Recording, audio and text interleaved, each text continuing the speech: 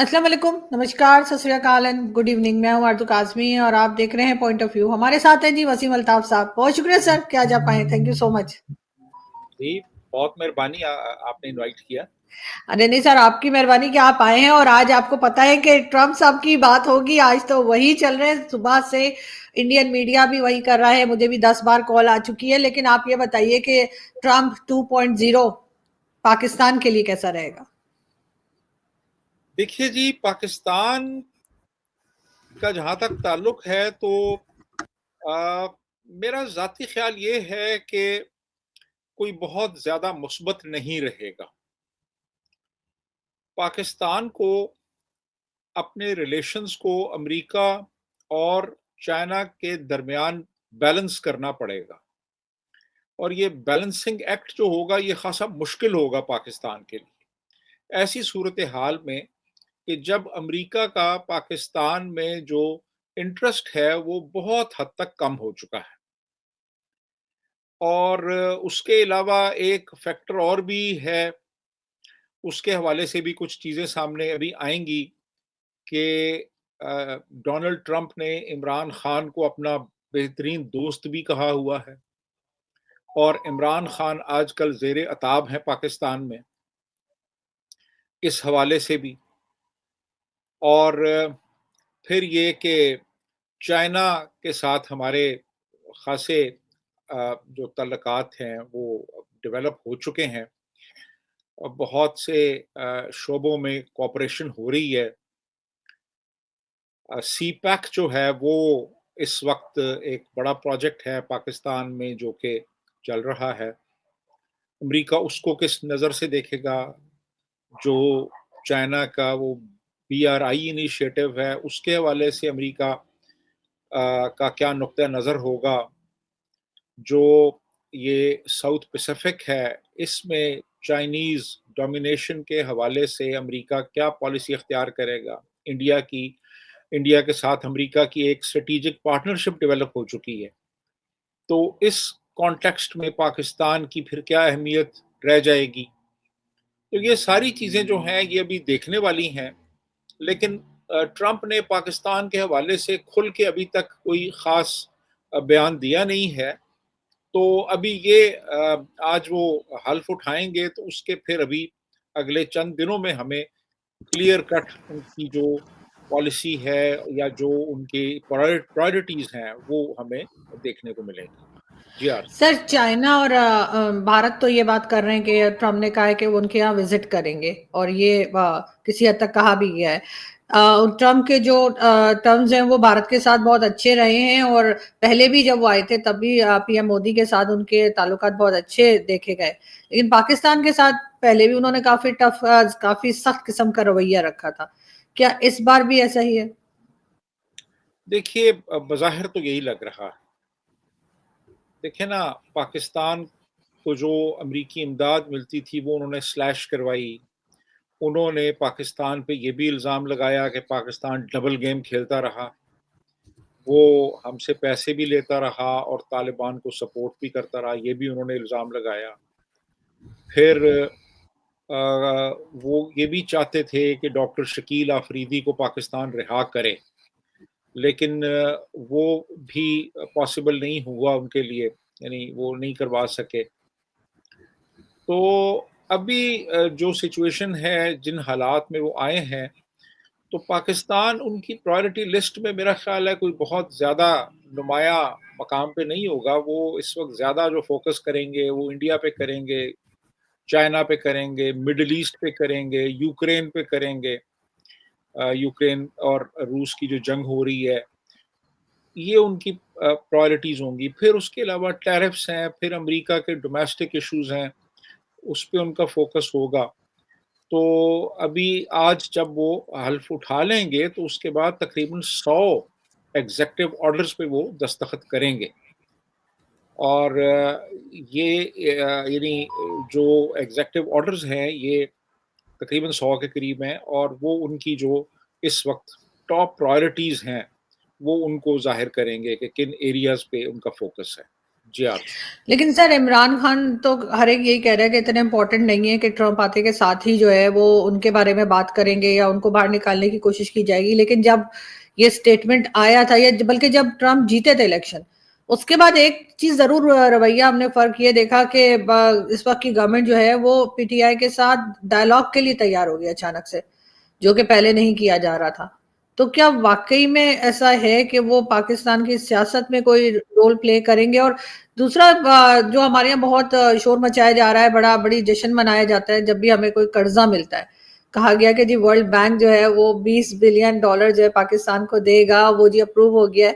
اس کے لیے بھی یہی کہا جا رہا ہے کہ جی اس گورنمنٹ کا بڑا رول ہے اور ٹرمپ کے ہوتے ہوئے, لیکن وہ روکا بھی جا سکتا ہے اگر انہوں نے کسی طریقے کی ان کی مرضی کے حساب سے کام نہ کیا. کیا یہ بھی پاسبل ہے؟ بالکل پاسبل ہے جی, بالکل پاسبل ہے. ابھی وہ اس طرح سے اپروو نہیں ہوا, اس کی بات چل رہی ہے. $20 بلین کا وہ کی وہ بات کر رہے ہیں. ابھی اپروول تو نہیں ہوئی, لیکن یہ ہے کہ ظاہر ہے کہ جب آپ کسی ملک کو آپ قرضہ دیتے ہیں تو پھر وہ کچھ شرائط کے ساتھ وہ بندھا ہوا ہوتا ہے. اور امریکہ سمجھ لیں کہ بہت بڑا ایک اس کا عمل دخل ہے ورلڈ بینک کی جو ورکنگ ہے اس میں, ایون IMF کی. تو جو بھی امریکن گورنمنٹ ہوتی ہے ان کی پالیسیز ڈیفینیٹلی انفلوئنس کرتی ہیں کہ ورلڈ بینک کی کیا پالیسی ہوگی اور IMF کی کیا پالیسی ہوگی. تو اس حوالے سے ابھی کچھ بھی کہنا ذرا قبل وقت ہوگا. پریزیڈنٹ ٹرمپ کو ابھی آپ اقتدار سنبھالنے دیں, اس کے بعد پھر ہمیں کچھ تھوڑا سا آئیڈیا ہوگا کہ اس وقت پاکستان کے جو حالات جا رہے ہیں, پرائمریلی ایک ہائبرڈ رجیم بھی میرا خیال ہے کہنا شاید زیادتی ہوگی, یہ ملٹری ڈومینیٹڈ اس وقت سسٹم ہے جس میں کہ ویٹو پار ہماری ملٹری اسٹیبلشمنٹ کے پاس ہے, وہی فیصلے کر رہی ہے. حکومت کو پاس سمجھ لیں کہ ایک شو پیس کے طور پہ انہوں نے آگے بٹھایا ہوا ہے ان لوگوں کو. تو اب پینٹاگون کے ساتھ کیسے تعلقات ہیں ہماری اسٹیبلشمنٹ کے, اسٹیٹ ڈپارٹمنٹ کے ساتھ کیسے ہیں, پریزیڈنٹ ٹرمپ جو ہے وہ کس نظر سے اس چیز کو دیکھتے ہیں, تو میرا خیال ہے کہ یہ ابھی کچھ بھی کہنا قبل از وقت ہے. پریزیڈنٹ ٹرمپ نے کوئی کھل کے پاکستان کے حوالے سے بات نہیں کی کسی بھی قسم کی, یہ اگلے چند دنوں کلیئر ہوگا. جی جی بالکل, لیکن سر انہوں نے جو ہے وہ غزہ اور اسرائیل کے بارے میں ضرور بات کی ہے, اور ساتھ ہی ساتھ رشیا وار جو ہے اسے بھی روکنے کی بات کی ہے. اور یہ تو اس وقت کہا تھا جب الیکشنز بھی نہیں ہوئے تھے, اور انہوں نے کہا تھا کہ اگر الیکشنز میں جیت گیا تو میں ایسا کروں گا. اس کے بعد ہم نے غزہ میں سیز فائر کا بھی سنا.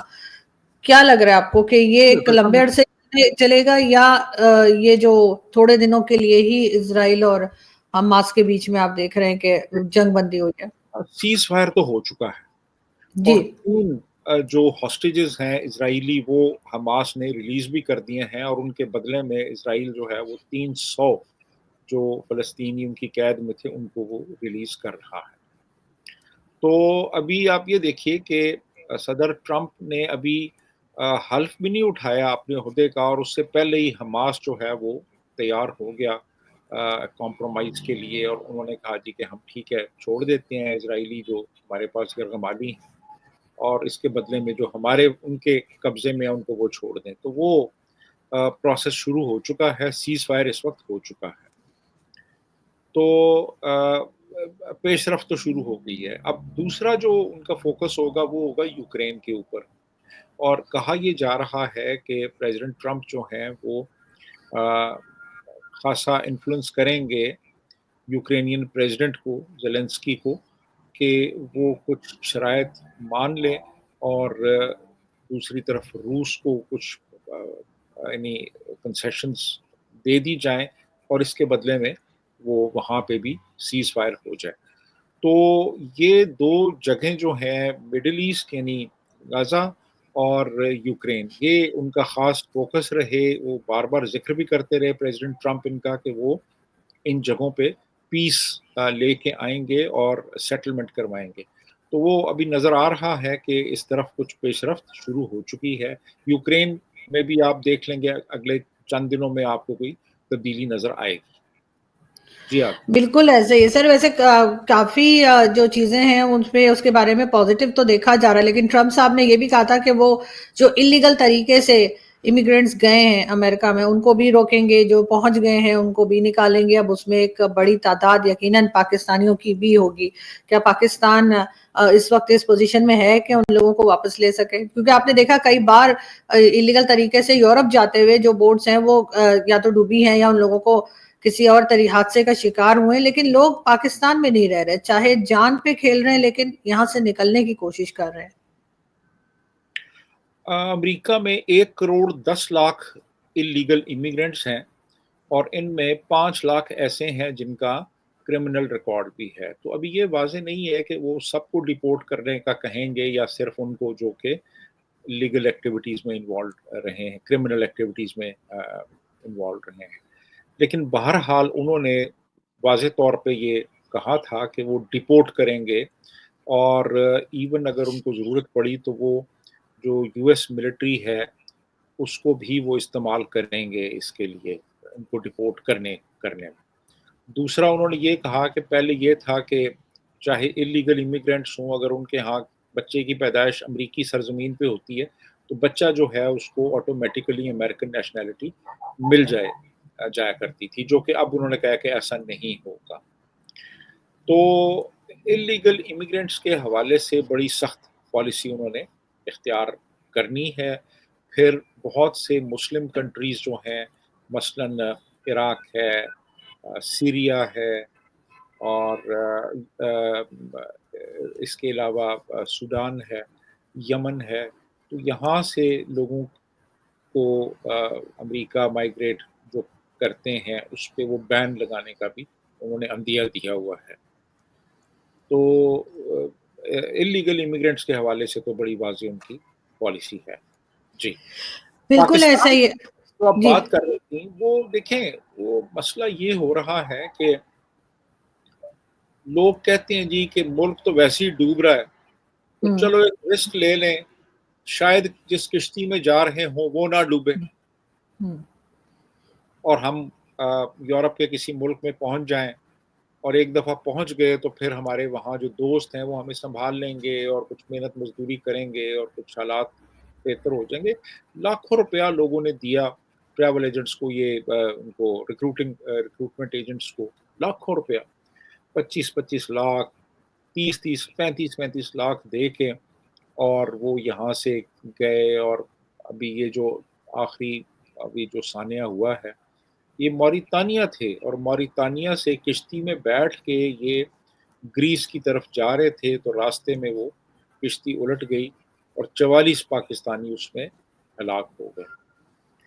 تو بیسیکلی تو یہ ایک طرح مایوسی کا اظہار ہے نا کہ آپ کو ہوں اپنے ملک میں کچھ نہیں مل رہا، تو پھر آپ ملک سے باہر جا رہے ہیں بہتر مستقبل کی تلاش میں.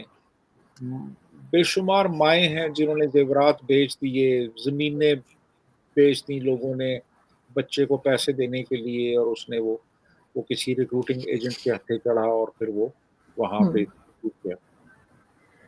تو بڑی بڑی ٹریجک ہے جی یہ سچویشن اس وقت. بالکل بالکل ایسا ہی ہے سر. اور افسوس کی بات یہ ہے کہ اس سلسلے میں کوئی بھی گورنمنٹ جو ہے وہ کچھ کرتی ہوئی خاص کرتی ہوئی دکھائی نہیں دے رہی. لیکن سر اگر ہم بات کریں پاکستان کی، کہ پاکستان کو یہ بھی کہا جاتا ہے، کئی لوگ کہتے ہیں کہ ہمیشہ سے استعمال ہوتا ہے، کبھی افغانستان کے لیے امریکہ نے استعمال کیا، کبھی بھارت کے لیے چائنا نے استعمال کیا. تو چائنا اور بھارت کے ٹرمز تو ہو سکتا ہے آگے جا کے بہتر ہو جائیں، جس طریقے سے وہ بات چیت کرنا شروع ہوئے. اسی طریقے سے افغانستان کے لیے بھی جو ہے وہ امریکہ کو اب ضرورت نہیں رہے گی. تو پھر آخر ہمارا ہوگا کیا اگر ہم اس قسم کے کام ہمیں ملنے بند ہو گئے؟ پاکستان کیسے سروائیو کرے گا؟ دیکھیں جی، ہم کراس روڈز پہ ہیں اس وقت، اور اس وقت چین کے ساتھ بھی تعلقات کوئی بہت مثالی نہیں ہیں ہمارے جیسے آپ سمجھیں کہ پاسٹ میں رہے ہیں. ہوں امریکہ کے ساتھ بھی سرد مہری ہے. یورپ کے حوالے سے بھی کوئی خاص صورتحال امید افزا نہیں ہے. انڈیا کے ساتھ ویسے ہی ہمارے حالات خراب ہیں. ایران، افغانستان ہم سے ویسے ناراض ہیں.